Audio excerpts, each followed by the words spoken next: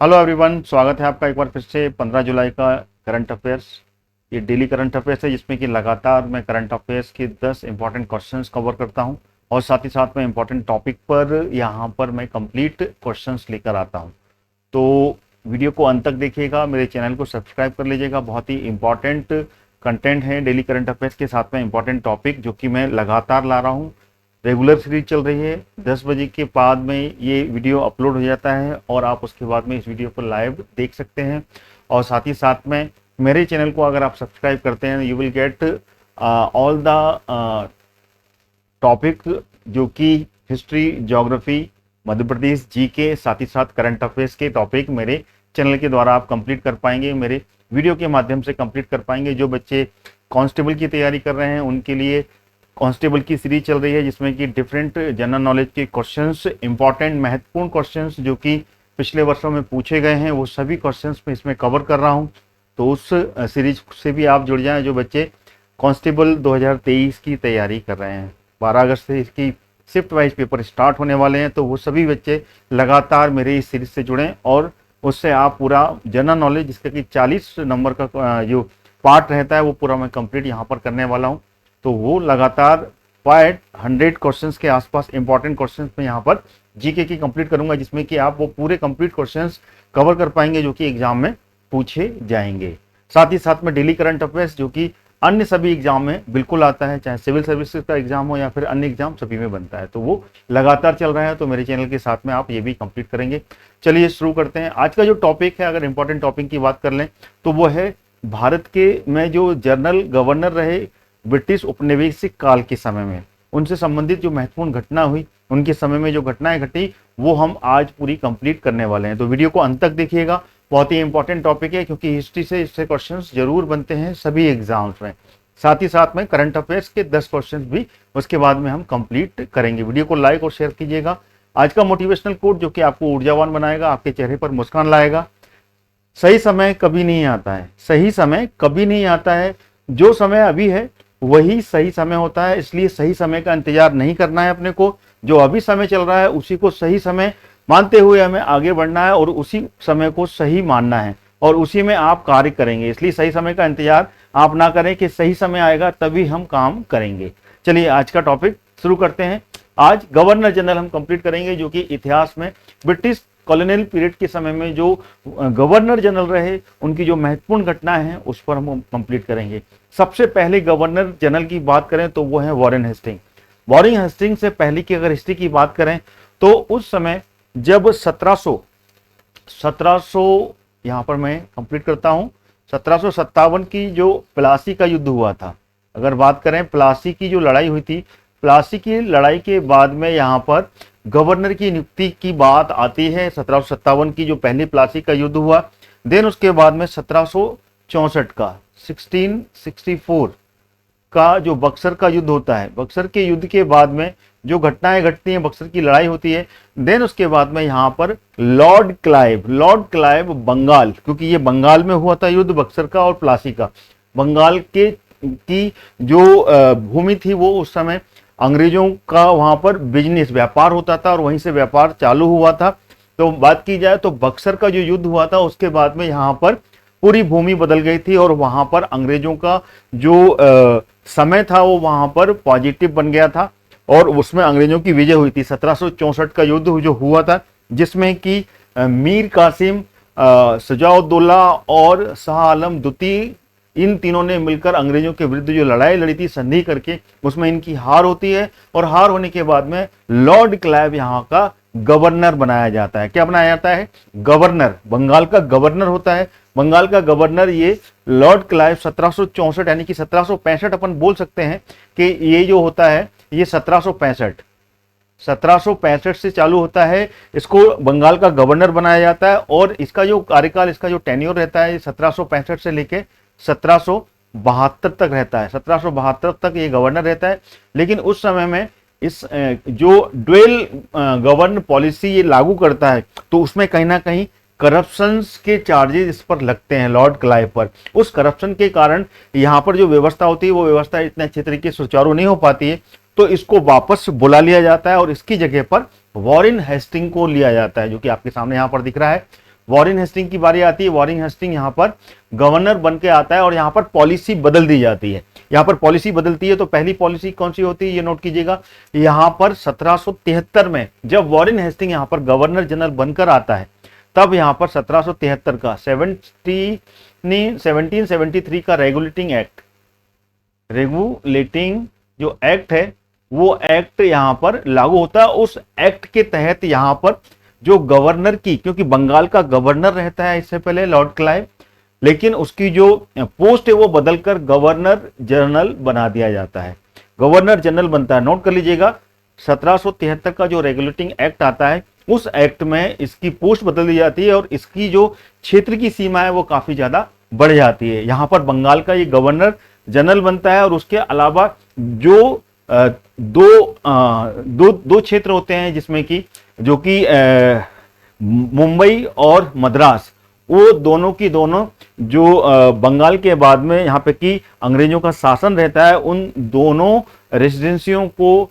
बंगाल के governor general के साथ में रिपोर्टिंग करने का यहाँ पर प्रोविजन रखा जाता है। यानी कि वो भी उसी के अंडर में रहते हैं, लेकिन रिपोर्टिंग का ही यहाँ पर प्रोविजन रहता है कि दोनों यहाँ पर रिपोर्ट करेंगे, उसकी रिपोर्ट बंगाल के गवर्नर जनरल को प्रस्तुत किया, यानी कि उसके अंडर में आ जाती हैं दोनों की दोनों रेसिडेंसी, जो कि मद्रास की रहती है और मुंबई की। कहाँ की? मद्रास। यहाँ पर बंगाल का ये गवर्नर जनरल बनता है, बंगाल का ये गवर्नर जनरल नियुक्त होता है और साथ ही साथ में यहाँ पर मुंबई जो कि आज के टाइम में उस समय बॉम्बे रहता है, और मद्रास की जो रेसिडेंसी होती है, जो उनकी पोस्ट होती है, यहाँ पे की कारखाने स्थापित होते हैं, वो दोनों रिपोर्ट बंगाल के गवर्नर जनरल वॉरेन हेस्टिंग को करते हैं। ये 1773 का रेगुलेटिंग एक्ट आता है। उसके बाद में अगला एक्ट इसी के समय में पारित होता है, उसको भी नोट कीजिएगा, जो कि होता है 1784 का। 1784 का ये एक्ट होता है, इसको पीट्स इंडिया एक्ट क्या कहा जाता है? इसको पीट्स इंडिया एक्ट के नाम से जाना जाता है। पीस इंडिया एक्ट आता है ये, और पीस इंडिया एक्ट के समय में यहाँ पर अहस्तक्षेप की नीति, यानी कि उस समय जो युद्धों की घटनाएं, जो अलग अलग रियासत थी, अलग अलग राज्य रजवाड़े थे, उनके साथ में युद्ध करके और उनको अपने जो क्षेत्र अधिकार है उसमें शामिल करने की जो रूल्स थे, उस रूल्स को खत्म न करते हुए यहाँ पर अहस्तक्षेप, यानी कि उस राज्य को वहीं की वहीं छोड़ के अपने व्यापार पर फोकस करने के लिए ये रेगुलेटिंग एक्ट लाया गया था, पीस इंडिया एक्ट, जिसमें कि जितने जो क्षेत्र हैं उन क्षेत्र पर आप व्यापार करें और उसके बाद में यहाँ पर आप किसी भी राज्य रजवाड़े को यहाँ पर परेशान ना करें और उनके साथ में एक नॉर्मल बर्ताव करेंगे। हस्तक्षेप की नीति के लिए ये एक्ट लाया गया था, जिसका नाम था पीस इंडिया एक्ट 1784 का, जो कि वॉरेन हेस्टिंग के समय ही आया था। ठीक है, एक घटना और इन्हीं के समय घटती है, जो कि इससे पहले की घटना है, जो कि है 1773 में रेगुलेटिंग एक्ट आया। 1773 में रेगुलेटिंग एक्ट आने के बाद में 1774 में, क्योंकि इस समय युद्धों की घटना बहुत हुई थी, जैसे कि मैंने आपको बताया, युद्धों की घटना लगातार चल रही थी, उसमें व्यापार पर फोकस कम हो रहा था, युद्ध होके अलग अलग क्षेत्रों पर यहाँ पर अधिकार क्षेत्र बढ़ाया जा रहा था। तो इसी समय 1774 में रोहिला का युद्ध हुआ था। कौन सा युद्ध हुआ था? रोहिला की जो वॉर थी वो हुई थी। और उसके बाद में 1775 में पहला मराठा युद्ध हुआ था। 1775 में, 1775 से लेके 82 तक, 1775 से लेके 1782 तक यहाँ पर फर्स्ट मराठा युद्ध भी हुआ था। इसको भी आप नोट कर लीजिएगा। फर्स्ट मराठा जो युद्ध था, वार थी, वो यहाँ पर हुआ था, जो कि यहाँ पर 1782 में सालवाई की संधि में, 82 में, 82 में क्या हुई थी? यहाँ पर सालवाई की संधि हुई थी, उस संधि में ये समाप्त होता है, ये भी नोट कर लीजिएगा। ठीक है, और उसके बाद में इन्हीं के कार्यकाल में वॉरेन हेस्टिंग के समय ही युद्ध एक और हुआ था, जो कि मराठा के साथ साथ में मैसूर का युद्ध भी था। ठीक है ना, मैसूर युद्ध की बात किया है तो मैसूर में टोटल 4 युद्ध हुए हैं मैसूर के। Mysore first, second, third and fourth. तो मैसूर जो फर्स्ट था, फर्स्ट तो लॉर्ड जो क्लाइव था, क्लाइव के समय में होता, जबकि बंगाल का गवर्नर था, क्योंकि ये 1967 में 1767 से लेके 1769 तक, 1767 से लेके 1769 तक चलता है। लेकिन ये दूसरा युद्ध होता है, ये युद्ध होता है 1780 से लेके 1784 के बीच में।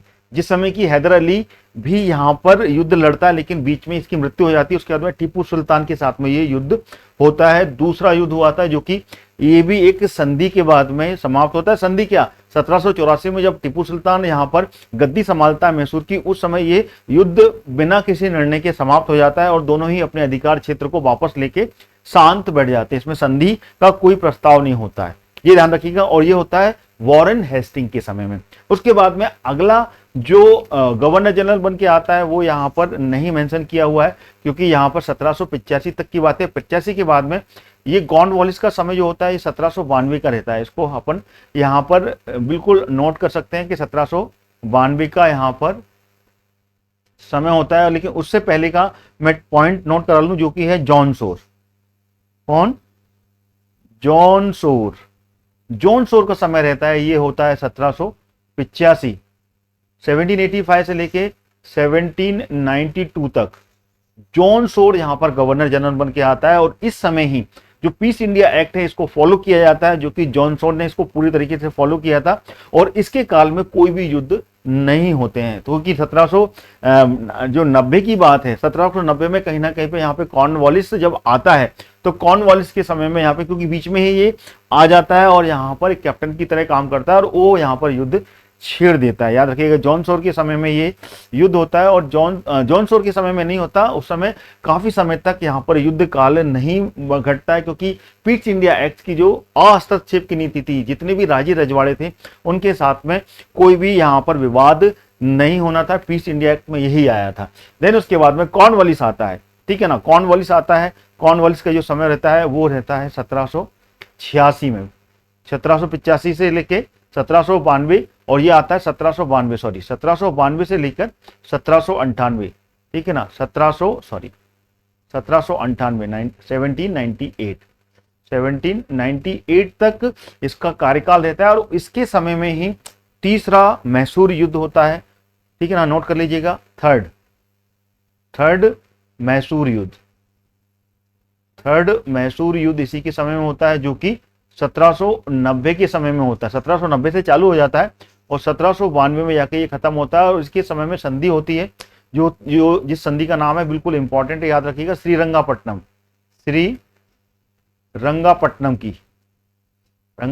की ये संधि होती है। इस संधि पर यह समाप्त होता है और इसमें टीपू सुल्तान को बहुत ही ज्यादा नुकसान पहुंचता है।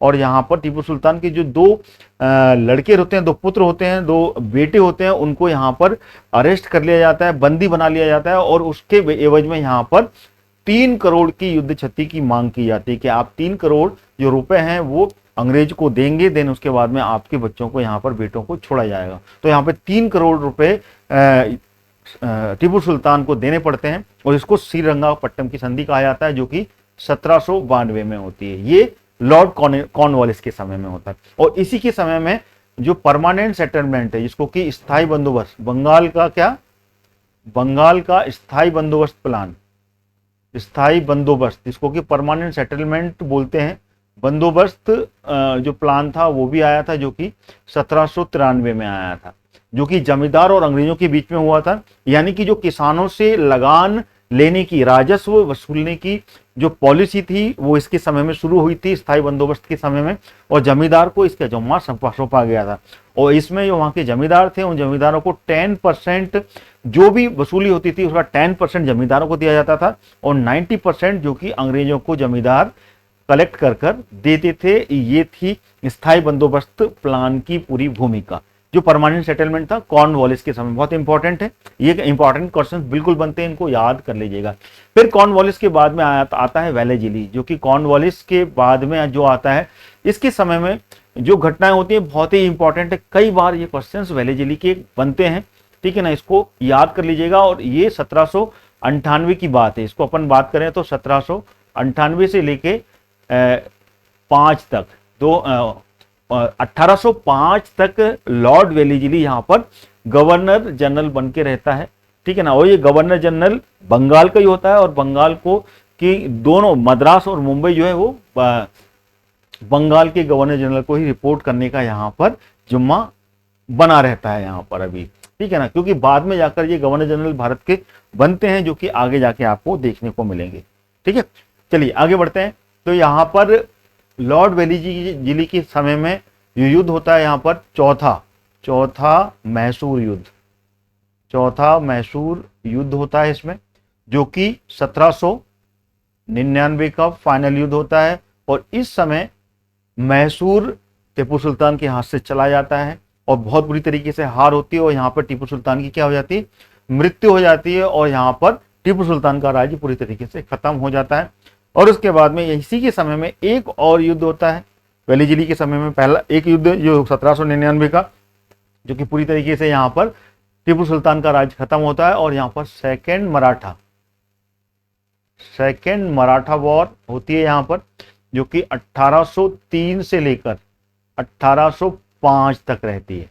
ये सेकेंड मराठा वॉर वेलीजिली के समय में होती है। और यहाँ पे पहले मराठा वॉर जो कि सालवाई संधि में समाप्त हुई थी, ठीक है, जो कि कब हुई थी, 1782 में खत्म हुई थी। और उस समय जो गवर्नर जनरल था वो कौन था, वॉरेन हेस्टिंग था। लेकिन वेलीजिली के समय में सेकंड मराठा, क्योंकि उस समय में जो संधि गई थी, उस संधि में यहाँ पर निर्णय लिया गया था कि 20 वर्ष तक यहाँ पर कोई भी युद्ध मराठाओं के साथ में नहीं होगा। इस संधि पर यह समाप्त होता है, जो कि सालबाई की संधि कहलाती है। यहाँ पर 20 वर्ष के बाद में फिर युद्ध होता है, सेकंड मराठा वॉर होती है। और इस मराठा वॉर में यहाँ पर क्योंकि संधि का जो समय था वो खत्म हो जाता है, तो फिर युद्ध होता है। उस युद्ध में 1803 से लेकर 1805 के बीच में ये 3 वर्ष तक का ये युद्ध होता है। और इस युद्ध में यहाँ पर जो 1800 मराठाओं की इसमें दोबारा से हार हो जाती है, ठीक है ना। इसमें भी हार होती है वेलीजिली के समय में, जो कि सेकंड मराठा वॉर। और इसी के समय में एक घटना और बहुत इंपॉर्टेंट है, जो कि है सहायक संधि की। कौन सी है, यहाँ पर सहायक संधियां होती हैं इसके समय में। शुरुआत होती है जो कि 1798 से इसकी शुरुआत होती है, 1798 से शुरू होती है। 1799 में 2 संधि यहाँ पर शुरुआत की, अपन बिल्कुल याद कर लेना चाहिए। 1798 की जो संधि थी वो थी अवध के साथ संधि। कौन सी थी ये, अवध के साथ में संधि होती है। अवध के बाद में 1799 की संधि, जब चौथा मैसूर युद्ध खत्म होता है, टीपू सुल्तान का राज खत्म होता है, तो यहाँ पे जो उससे पहले मैसूर में हैदर अली से पहले जो वाडियार वंश शासन करता है, विजयनगर साम्राज्य के पतन के बाद में जब वाडियार वंश की स्थापना होती है और वाडियार वंश यहाँ पे आगे बढ़ता है, तो वाडियार वंश का ही यहाँ पे राजा यहाँ पर दोबारा नियुक्त होता है। और वाडियार वंश के साथ में यानी कि मैसूर के साथ में संधि होती है, ऐसे याद कर लीजिएगा। मैसूर के साथ में वाडियार वंश के साथ में यहाँ पर संधि होती है। उसका जो वाडियार वंश का जो पुत्र होता है, जो कि अवैस्त होता है, उसके साथ में ये संधि करते हैं। और ये सेकंड संधि 1799 होती है। इस तरीके से लगातार ये संधि, सहायक संधि की शुरुआत वेलीजिली के द्वारा होती है। अगला जो आता है वेलीजिली के बाद में वो है लॉर्ड मिंटो। लॉर्ड मिंटो जो कि 1807 से, क्योंकि यहाँ पर जो बात कर ली जाए ये 1805 तक रहता है और उसके बीच का जो कार्यकाल है वो एक टेम्परेरी गवर्नर जनरल यहाँ पर नियुक्त होता है। लेकिन इंपॉर्टेंट यहाँ पे कंप्लीट कर रहे हैं तो इंपॉर्टेंट में लॉर्ड मिंटो जो कि 1807 से लेके 1813 तक यहाँ पर गवर्नर जनरल बनकर कार्य करता है। और इसके समय में एक प्रमुख घटना ही घटती है जिसको कि याद कर लेना चाहिए, जो थी सिख जो राजा था रणजीत सिंह, राजा रणजीत सिंह के साथ में, बिल्कुल याद कर लीजिएगा, इंपॉर्टेंट है।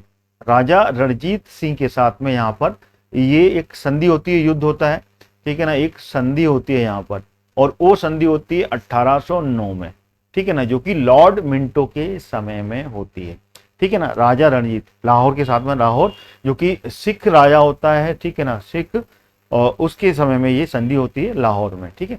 चलिए अगला जो आता है इसके बाद में 1813 में गवर्नर जनरल लॉर्ड हेस्टिंग बन के आता है, 1813। और इसका कार्यकाल 1813 से लेके 1823 तक ये गवर्नर जनरल बनकर यहाँ पर रहता है। और इसके समय में जो घटनाएं घटती हैं उनको एक एक करके मैं यहाँ पर पॉइंट आउट करूंगा, जिनको कि याद कर लेना है। इनके समय में नेपाल के साथ में युद्ध होता है, जिसको कि आंग्लो नेपाल युद्ध कहा जाता है, जो कि 1814 में चालू होता है और 16 में खत्म होता है। और इस युद्ध का जो रिजल्ट निकलता है वो सुगोलो की ये संधि होती है। कौन सी, सगोली या सुगोलो बोलते हैं, सुगोली की जो संधि होती है, उस संधि पर यह युद्ध की समाप्ति होती है, जो कि 1816 में होता है। और इस समय नेपाल का कुछ क्षेत्र अंग्रेजों के अधिकार में आ जाता है इस संधि में, ठीक है ना। पहला आंग्ला नेपाल युद्ध वॉरेन हेस्टिंग के समय में, और इसी के समय में तीसरा मराठा युद्ध भी होता है, थर्ड मराठा वॉर भी होती है, जो कि 1817 से लेके 1819 के बीच में होती है।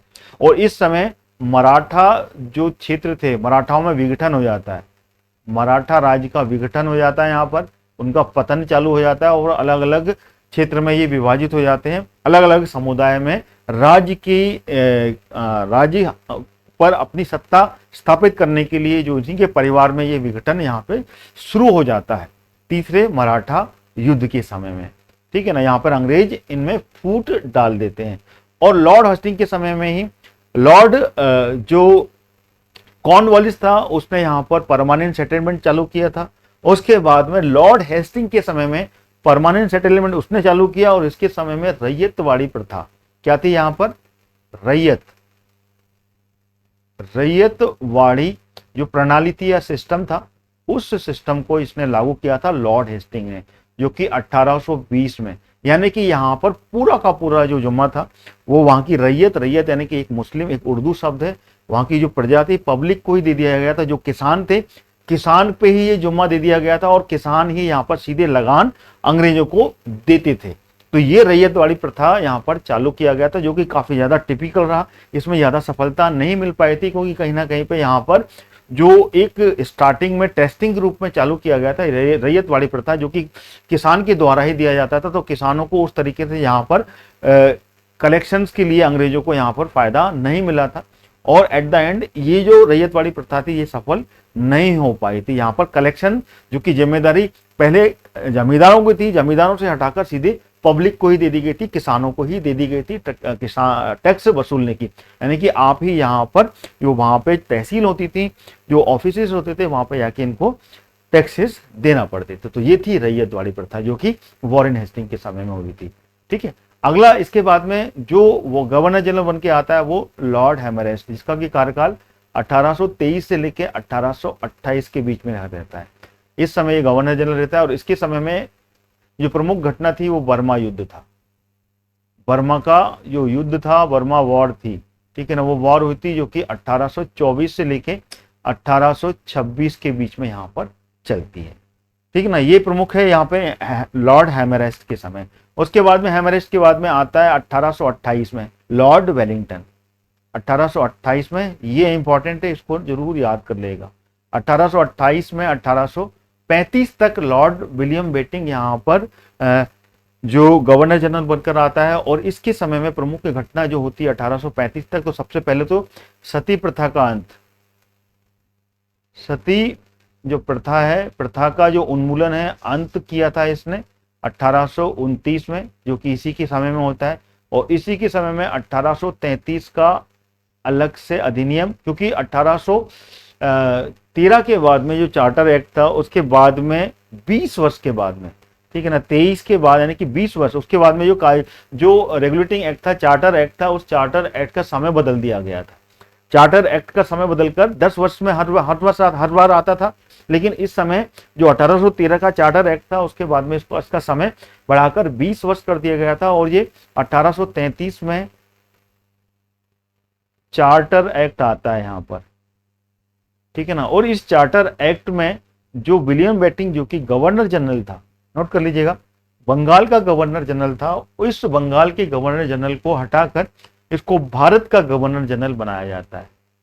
अब ये क्या होता है, भारत का गवर्नर जनरल बन जाता है, भारत का गवर्नर जनरल नियुक्त कर दिया जाता है। यानी कि पूरी भारत, जिसमें कि एक ही गवर्नर, जिसमें कोई भी जो मद्रास, और ना ही मद्रास होगा और ना ही बॉम्बे होगा, सिर्फ एक गवर्नर जनरल होगा। यहाँ पे अलग अलग जो अधिकारी होंगे वो रिपोर्ट नहीं करेंगे गवर्नर जनरल को, जो कि बंगाल का था। अब भारत का गवर्नर जनरल कहलाएगा, जो कि लॉर्ड विलियम बेटिंग बना था, और यही पूरे भारत की जिम्मेदारी इसको दी जाती है। तो ये कौन सा चार्टर एक्ट था, 1833 में यहाँ पे कि गवर्नर जनरल बंगाल का हटा के भारत का गवर्नर जनरल यहाँ पर नियुक्त होता है।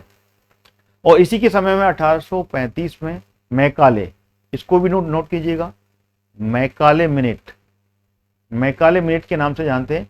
ये शिक्षा की नीति, ठीक है ना, एजुकेशन सिस्टम आया था यहाँ पे, शिक्षा की प्रणाली यहाँ पर मैकाले लेकर आया था, मैकाले मिनट के नाम पर, जो कि 1835 में आई थी, जो कि विलियम बेटिंग के समय में हुई थी। ठीक है ना, ये भी याद कर लीजिएगा। अगला इसके बाद में जो आता है वो आता है लॉर्ड ऑकलैंड, जो कि 1836 से लेके 1842 तक भारत का गवर्नर जनरल रहता है। और इसके समय में फर्स्ट अफगान युद्ध, अफगान अफगान जो वॉर थी वो होती है, जो कि 1838 से लेके 1842 के बीच में चलती है। ये जो समय रहता है, ठीक है ना। तो ये क्लियर हो गया आपको ऑकलैंड का। ये एक प्रमुख घटना लॉर्ड ऑकलैंड के समय में घटती है। इसके बाद में लॉर्ड हॉर्डिंग आता है। लॉर्ड हॉर्डिंग जो कि इसके बीच में जो एक छोटा सा कार्यकाल रहता है, जो कि 42 से लेके 44 तक, ठीक है ना, 42 से लेके 44 तक अस्थायी रूप से एक गवर्नर जनरल यहाँ पे बनाया जाता है। उसके समय में कोई कार्यकाल नहीं होता है। और उसके बाद में 44 में 1844 से लेके 1848 तक लॉर्ड हॉर्डिंग यहाँ पर गवर्नर जनरल रहता है। और इसके समय में जो युद्ध होता है वो फर्स्ट सिख वॉर होती है। कौन सी होती है यहाँ पर? सिख वॉर, पहला आंग्ला सिख युद्ध, लॉर्ड हॉर्डिंग फर्स्ट, क्योंकि इसके जो अंग्रेज थे उसमें दो हॉर्डिंग रहे थे, तो ये जो था ये हॉर्डिंग फर्स्ट था, Harding first, Lord Harding first था ये। और इसके समय में पहला आंग्ला सिख युद्ध होता है, जो कि 1845 से 1845 में 1845 से लेके साल भर तक, एक वर्ष तक रहता है, 46 तक ये युद्ध होता है। और ये युद्ध लाहौर की संधि पर, लाहौर की जो संधि होती है उस संधि पर यह समाप्त होता है, उस संधि पर। और ये संधि होती है 1846 में, 1846 में ये संधि खत्म होती है। और इसी समय में जो कह सकते हैं कि बेटियों की हत्या, कन्याओं की जो भ्रूण की हत्या होती है, उस हत्या का भी यहाँ पर अंत करता है कौन? Lord Harding. यहाँ पर बेटियों को जो बच्चा मतलब लड़की कोई पैदा होती थी उस समय उसकी हत्या कर दी जाती थी। तो वो जो सामाजिक कुरीतियां थी उस कुरीतियों को अंत करने का अगर श्रेय किसी को दिया जाता है शुरुआत में, तो वो कन्या भ्रूण हत्या, कन्या की जो भ्रूण था उस भ्रूण की हत्या पेट में ही कर दी जाती थी। उस भ्रूण की हत्या का जो अंत था, ठीक है ना, वो अंत करने का जो श्रेय जाता है वो लॉर्ड हॉर्डिंग फर्स्ट को ही जाता है। ये भी याद रखिएगा। इसके बाद में लॉर्ड डलहौजी, बहुत इंपॉर्टेंट है, ध्यान रखिएगा। लॉर्ड डलहौजी 1848 से लेके 1856 तक भारत का गवर्नर जनरल बनकर आता है। और इसके समय में बहुत ही ज्यादा इंपॉर्टेंट घटना है जो कि एग्जाम में पूछी जाती है। इसी के समय में सेकेंड आंग्ला सिख वॉर हुई थी यहाँ पर, जो कि 1848 से लेके 49 एक वर्ष तक चली थी। और ये एक प्रकार से एक निर्णीत युद्ध था। और इस समय में जो सिख जो रियासत थी, जो रजवाड़े थे सिख, वो पूरे यहाँ पर खत्म हो गए थे। और पूरा का पूरा जो लाहौर और पंजाब का क्षेत्र था वो पूरा का पूरा अंग्रेजों के कब्जे में यहाँ पर आ गया था। डलहौजी के समय में इनकी हार होती है और इस समय पूरा का पूरा उस क्षेत्र पर अधिकार कर लेते हैं। ठीक है। और इसके बाद में अगला जो पॉइंट रहता है, अगला पॉइंट याद कर लीजिएगा। अगला जो पॉइंट है वो है यहाँ पर बर्मा युद्ध होता है। यहाँ पर बर्मा युद्ध होता है। और बर्मा युद्ध जो होता है वो 1852 में होता है। 1852 में होता है यहाँ पे कि जो लोअर बर्मा है उस पर यहाँ पर अधिकार कर लेता है लॉर्ड डलहौजी और वहां पर हार होती है। इसके बाद में अगला जो पॉइंट है वो नोट कीजिएगा। इसी के समय में व्यापकता का सिद्धांत, जिसको कि डॉक्ट्रिन ऑफ लैप्स कहा जाता है, डॉक्ट्रिन ऑफ लैप्स का नाम दिया है। इसकी शुरुआत होती है 1848 में। इस समय की जो डिफरेंट राजे रजवाड़े थे, रियासत थे, जिसकी की उत्तराधिकारी नहीं होते थे, ठीक है ना, जो पुरुष उत्तराधिकारी वहां पर नहीं होता था, तो वहां पर दत्तक पुत्र की जो नीति थी उसको नहीं अपनाया गया था। अगर वहां पर नहीं होता था तो वहां पर अंग्रेज उस पर अधिकार कर लेते थे। ये था व्यापकता का सिद्धांत, डॉक्ट्रिन ऑफ लैप्स का, या फिर इसको बोलते थे अपहरण, या फिर उस पूरी की पूरी रियासत पर अधिकार करने का सिद्धांत लॉर्ड डलहौजी के समय में आया था। 1848 से लेकर ये चला था 1856 तक, जब तक कि लॉर्ड डलहौजी यहाँ पर रहा। ठीक है, ये एक पॉइंट था। उसके बाद में एक पॉइंट और आया था जो कि बहुत अच्छा था, एजुकेशन पे आया था यहाँ पर, जिसको कि वुड्स डिस्पैच कहा जाता है। क्या आता है, कहा जाता है वुड डिस्पैच। डिस्पैच आया था यहाँ पर, ठीक है ना, वुड डिस्पैच आया था। और वुड डिस्पैच यानी कि वुड्स ने एक पत्र लिखा था जिसमें कि प्राइमरी एजुकेशन, जो कि 1854 में आया था, प्राइमरी एजुकेशन के लिए यहाँ पर एक पूरा लेटर लिखकर अंग्रेजी सरकार को भेजा था, जिसमें कि प्राथमिक शिक्षा में सुधार होना चाहिए और यहाँ पर जो छोटे बच्चे हैं उनको यहाँ पर एजुकेशन मिलनी चाहिए, ये आया था। ये भी याद रखिएगा। और अगला जो पॉइंट है वो इसी के समय में यहाँ पर ट्रेन, ठीक है ना, ट्रेन रेलगाड़ी चली थी लॉर्ड डलहौजी के समय में 1853 में, ठीक है ना। पहली बार बॉम्बे से लेकर ठाणे के बीच में ये लाइन बिछाई गई थी और यहाँ पर ट्रेन चलाई गई थी। और इसी के समय में पीडब्ल्यूडी, लोक निर्माण विभाग जिसको बोलते हैं, पब्लिक वर्क डिपार्टमेंट, पीडब्ल्यूडी का गठन किया गया था लॉर्ड डलहौजी के समय। ये प्रमुख घटनाएं थी इनको कि आपको लॉर्ड डलहौजी की याद करना है, ठीक है, बहुत इंपॉर्टेंट है Lord Dalhousie. Doctrine of lapse बिल्कुल पूछा जाता है। सबसे पहली जो रियासत थी डॉक्ट्रिन ऑफ लैप्स की वो थी सतारा। सतारा पर कब्जा किया था 1848 में। और उसके बाद में यहाँ पर देखा जाए तो उड़ीसा की भी जो रियासत थी एक, उस पर कब्जा किया था। उसके बाद में कानपुर पर कब्जा किया, झांसी पर डॉक्ट्रिन ऑफ लैप्स लगाया गया था। तो इस तरीके से विभिन्न क्षेत्र, नागपुर पर भी लगाया गया था, नागपुर पर भी कब्जा किया गया था। तो विभिन्न क्षेत्रों पर यहाँ पर डॉक्ट्रिन ऑफ लैप्स लगाकर डलहौजी ने यहाँ पर कब्जा किया था, ठीक है। अगला जो गवर्नर जनरल बन के आता है वो आखिरी गवर्नर जनरल रहता है भारत का लॉर्ड कैनिंग, जो कि 1856 से लेके 1858 तक, 1858 तक ये गवर्नर जनरल रहता है। और इसके समय में ही पहला ही भारत में क्रांति होती है, पहला भारत में पूरा विद्रोह, भारत की जनता विद्रोह करती है, जो कि 1857 का विद्रोह कहलाया जाता है। 1857 की क्रांति कहती है, जो कि लॉर्ड कैनिंग के समय में होती है, ठीक है ना। एक अगला पॉइंट बहुत इंपॉर्टेंट है जो कि लॉर्ड कैनिंग के समय में होता है, 1857 में होता है ये, जो कि यहाँ पर कलकत्ता, मद्रास और बॉम्बे, यहां पर तीन यूनिवर्सिटी, तीनों जो शहर थे यहां पर 3 विश्वविद्यालय, यूनिवर्सिटी की स्थापना होती है यहां पर, ये याद रखिएगा। ये लॉर्ड कैनिंग जब गवर्नर जनरल होता है तब तक, क्योंकि 58 के बाद में यहां पर जब भारत में विद्रोह का दमन कर लिया जाता है, तब यहां पर गवर्नर जनरल हटाकर यहां पर वाइस राय आ जाते हैं, वाइस राय का गठन किया जाता है, क्योंकि यहाँ पर विक्टोरिया शासन यहाँ पर लगा दिया जाता है, यानी कि पूरा इंग्लैंड के अधीन यहाँ पर ये पूरा भारत हो जाता है। इससे पहले यहाँ पर ईस्ट इंडिया कंपनी बिजनेस के माध्यम से यहाँ पर पूरा गवर्न करती है, गवर्नर जनरल नियुक्त होता है, लेकिन उसके बाद में यहाँ पर विक्टोरिया शासन यानी कि पूरा का पूरा जो शासन है वो विक्टोरिया यानी कि इंग्लैंड के अधीन हो जाता है। तो वो 1858 के बाद में होता है, जो कि वायसराय के समय की कार्य हैं। तो वायसराय के जब कार्य यहाँ पर होंगे, जब वायसराय पढ़ेंगे, क्योंकि आज मैंने पूरा गवर्नर जनरल कंप्लीट किया है, तो गवर्नर जनरल यहाँ पर पूरा कंप्लीट होता है। अगले वीडियो में मैं आपको वायसराय को भी कंप्लीट कराऊंगा, जो कि इसके बाद कल मैं कंप्लीट कर दूंगा आपको। अब चलते हैं करंट अफेयर्स की 10 इंपॉर्टेंट क्वेश्चंस पर, जो कि 10 से ज्यादा भी हो सकते हैं, 10 मिनिमम तो आपके यहाँ पर कंप्लीट होंगे। तो पहला क्वेश्चन ले लेते हैं। यहाँ पर पहला क्वेश्चन है, हाल ही में किस राज्य में एक न्यूज चैनल लीजा नाम का एक आर्टिफिशियल इंटेलिजेंसी का एक एंकर यहाँ पर लॉन्च किया है।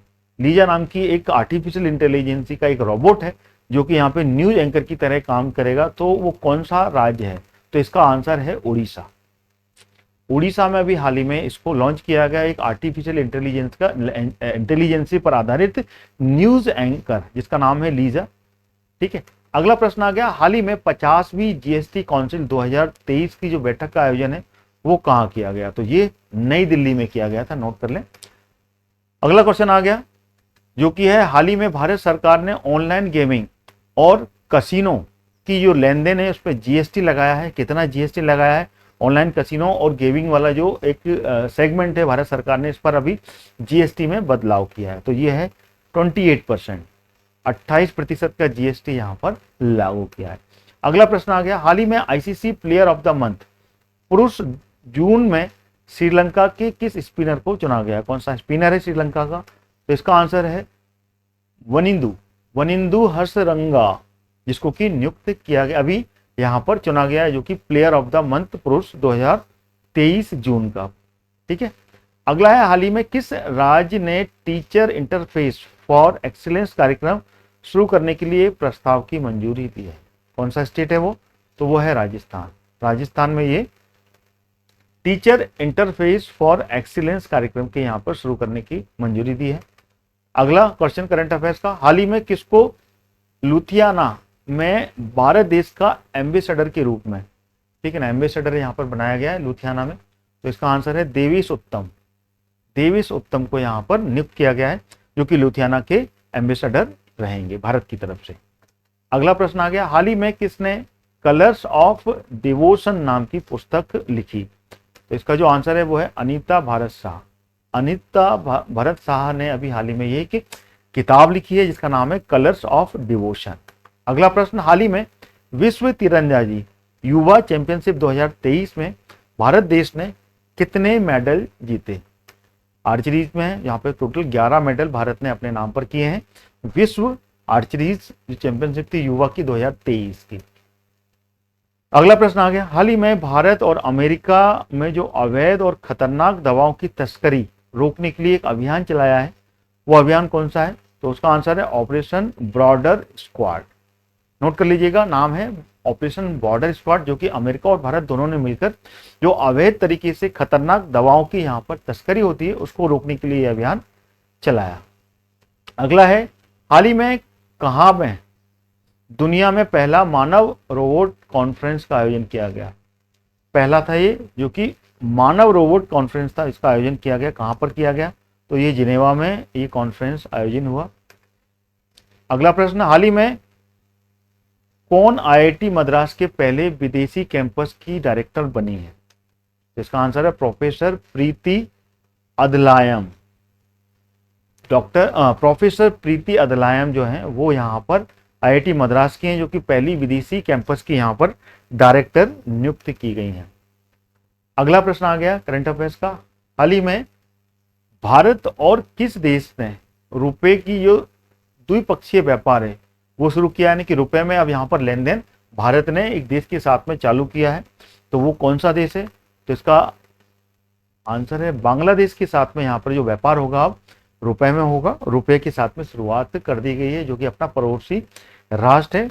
अगला प्रश्न आ गया, हाल ही में केंद्रीय रक्षा मंत्री राजनाथ सिंह ने कहां से कोलालमपुर में हॉल के क्षेत्रीय कार्यक्रम का उद्घाटन किया? हॉल हिंदुस्तान एरोनॉटिक लिमिटेड का यहाँ पर ये क्षेत्रीय कार्यालय था, इसका उद्घाटन किया कोलालमपुर में। कहां से किया? तो ये मलेशिया से किया है। ठीक है ना, तो मलेशिया में ये कोलालमपुर है, यहाँ पे की हॉल का जो क्षेत्रीय कार्यालय है इसका अभी हाल ही में उद्घाटन हुआ। अब यहाँ पर एक रीजनल ऑफिस यहाँ पर सेट किया गया है मलेशिया की राजधानी कोलालमपुर में। तो ये थे यहाँ पर इंपॉर्टेंट करंट अफेयर जो कि मैंने आज आपके सामने रखे। अगला जो करंट अफेयर्स है वो इसके बाद में दूसरे दिन आपको कंप्लीट मिलेगा, उसके लिए तैयार रहेगा। साथ ही साथ में मध्य प्रदेश कांस्टेबल की तैयारी करने वाले बच्चे, मध्य प्रदेश का जो एग्जाम है उसमें सामान्य ज्ञान के जो 40 प्रश्न पूछे जाएंगे उसके जो सीरीज है वो चालू कर दी है। तो उसका वीडियो भी आपको लगातार चल रहा है, तो उसको भी देखना ना भूलें। प्लेलिस्ट से जाकर लास्ट वीडियो कंप्लीट कीजिएगा और आज का वीडियो ठीक शाम को 5 बजे आपका अपलोड कर दिया जाएगा, तो उसको भी देखना ना भूलिएगा, जिसमें कि अगले 50 महत्वपूर्ण प्रश्न मैं कंप्लीट कर लूंगा। तो उस वीडियो को भी देखकर आप अपने एग्जाम्स की पूरी तैयारी करेंगे, क्योंकि वो सारे प्रश्न जो होंगे वो इंपॉर्टेंट हैं, जो कि एग्जाम में पिछले एग्जाम में पूछे गए हैं और इस एग्जाम में भी पूरी संभावना है क्योंकि वो पूछे जा सकते हैं। Thank you so much watching my video till and. धन्यवाद।